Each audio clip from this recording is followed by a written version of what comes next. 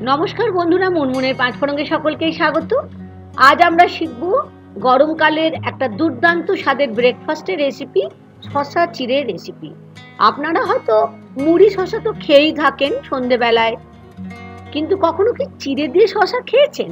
হ্যাঁ বন্ধুরা, অবশ্যই এই নতুন ধরনের রেসিপিটা বাড়িতে একবার চেষ্টা করবেন। ট্রাই করে আমাকে জানাতে ভুলবেন না কেমন লাগলো। তাহলে আসুন শিখে নিই আজকের রেসিপি, শসা আর চিড়ের রেসিপি।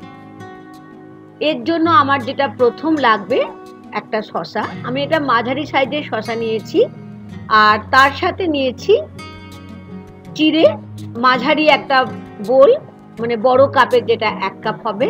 আর তার সাথে নিয়েছি 1/4 কাপ গ্রেটেড কোকোনাট, মানে কোকোনাট নারকেলটাকে কুড়িয়ে রেখেছিলাম। প্রথমেই যেটা করতে হবে, আমি একটা পাত্র নিলাম, আর চিড়েটাকে আগের থেকে একটু বেছে নিতে হবে, কারণ ধান বা নোংরা থাকতে পারে। চিড়েটা ঢেলে নিলাম বড় পাত্রের মধ্যে। বেশ ভালো করে জল দিয়ে 2-3 বার আমি চিড়েটাকে পরিষ্কার করে ধুয়ে নেব, কারণ চিড়ের মধ্যে তো প্রচুর ডাস্ট থাকে, নোংরাও থাকে। সেই জন্য চিড়েটাকে কিন্তু আমাদের থরলি, মানে ভালো করে ধুয়ে নিতে হবে। চিড়েটা ধুয়ে নিলাম। এখন যেটা করতে হবে, একটা শসা যেটা নিয়েছিলাম সেটা দেখুন, দুটো সাইড আমরা ঠিক এরকম ভাবে কেটে নেব। যদি একটু তেতো থাকে তাহলে একটু আপনারা ঠিক এরকম ভাবে পরিষ্কারও একটু করে নিতে পারেন। আর শসার কিন্তু আমরা খোসাটা একদমই ছাড়াবো না, ঠিক এরকম করে গ্রেটার নিয়ে এরকম ভাবে শসাটাকে গ্রেট করে নেব। আর চেষ্টা করবেন একটু বড়, যদি গ্রেটারের মুখটা যদি বড় হয় তাহলে খেতে খুবই ভালো হবে, আর দেখতে তো অবশ্যই ভালো লাগবে। দেখলেন শসাটাকে গ্রেট করে নিলাম। এখন রেডি হয়ে গেল আমাদের শসা গ্রেট করা, চিড়ে আর নারকেল। এখন একটা বাটি নিলাম, বাটির মধ্যে যে চিড়েটাকে আমি শোক করে রেখেছিলাম সেটা নিয়ে নিলাম। তারপরেই নিয়ে নিচ্ছি গ্রেট করা শসাটাকে, আর তার সাথে নিয়ে নেব 1/4 কাপ যে নারকেলটাকে কুড়িয়ে রেখেছিলাম। বড় চামচের 1 চামচের মধ্যে আমি নারকেল রেখে দিলাম, এটা আমার একদম শেষে লাগবে। এখন যেটা করতে হবে, সব থেকে ইম্পর্টেন্ট একটা প্রসিডিওর, খুব ভালো করে আমাদের শসা, চিড়ে আর নারকেলটাকে হালকা হাতে মিশিয়ে নিতে হবে। কেমন লাগছে আজকের রেসিপি? একটু নতুন ধরনের, তাই না? গরমকালে যখন মনে হয় চিড়ে, প্রত্যেক দিন দই চিড়ে হয়তো খেতে ভালো লাগে না, মুড়ি শসাও খেতে ভালো লাগে না, তখন কিন্তু এই রেসিপিটা করে নিতে পারেন। এমনকি উপোসের দিনেও আপনারা এই রেসিপি করে খেতে পারেন। এখন তো ভালো করে মেশানো হয়ে গেল আমাদের, আমরা চলে যাব এবারে পরের স্টেপে। গ্যাস ওভেনটা জ্বালিয়ে দিলাম। গ্যাস ওভেনটা জ্বালিয়ে দিয়ে আমি এখানে একটা ফ্রাই প্যান বসিয়ে নিলাম, ননস্টিকের। ননস্টিকের করলে জিনিসটা ভালো হবে, না হলে আপনারা কড়াইও করতে পারেন। নিয়ে নিলাম বড় চামচের 2 চামচ সাদা তেল।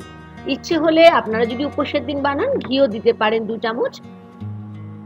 তেলটাকে বেশ ভালো করে আমি লাগিয়ে দিলাম ফ্রাই প্যানে। এখন নিয়ে নিলাম 1/2 চামচের মতো সর্ষে।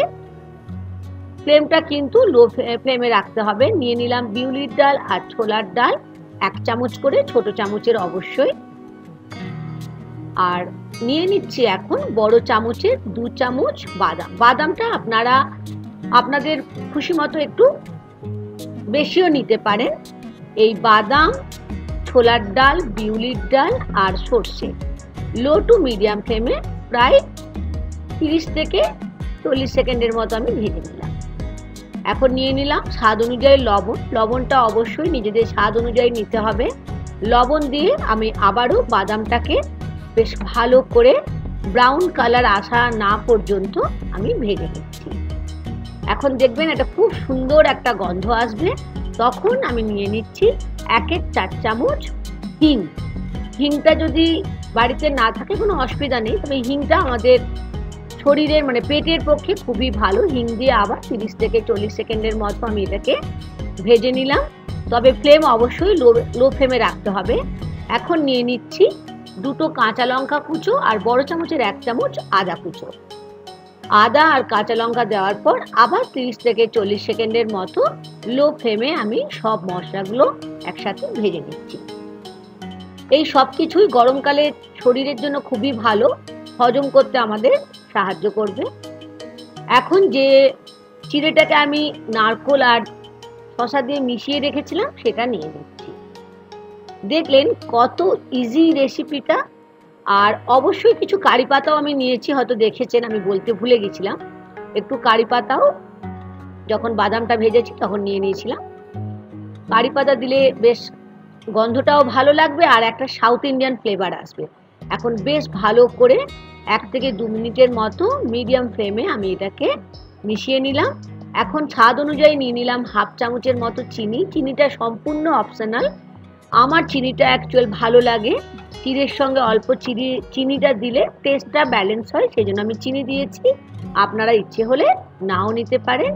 আর নিয়ে নিলাম বড় চামচের 2 চামচের মতো ফ্রেশ ধনেপাতা, যেটা আগের থেকে পরিষ্কার করে ধুয়ে আমি ছোট ছোট করে কেটে রেখেছিলাম। এই রেসিপিটা যে কোনো বাচ্চা থেকে বড় সকলের জন্য ভীষণই হেলদি একটা রেসিপি। একঘেয়েমি চিড়ের পোহা খেতে হয়তো আপনাদের ভালো নাও লাগতে পারে, তাই ভাবলাম আপনাদের সঙ্গে গরমকালে এই একটা বিশেষ টিফিন রেসিপি শেয়ার করি। আশা করি আজকের শসা চিড়ের রেসিপি আপনাদের ভীষণই ভালো লেগেছে। আর ভালো লাগলে অবশ্যই দেখতে দেখতে লাইক করতে ভুলবেন না বন্ধুরা। শেয়ার করে নেওয়ার অনুরোধ থাকলো। ওপর থেকে ছড়িয়ে দিলাম খানিকটা গ্রেটেড কোকোনাট। নতুন বন্ধু হলে আমার চ্যানেলটিকে সাবস্ক্রাইব করে নেওয়ার অনুরোধ থাকলো। আমি তো খেয়ে দেখছি, আশা করি আপনারাও বানাবেন আর আমাকে জানাতে ভুলবেন না কেমন লেগেছে আজকের শসা চিড়ের রেসিপি।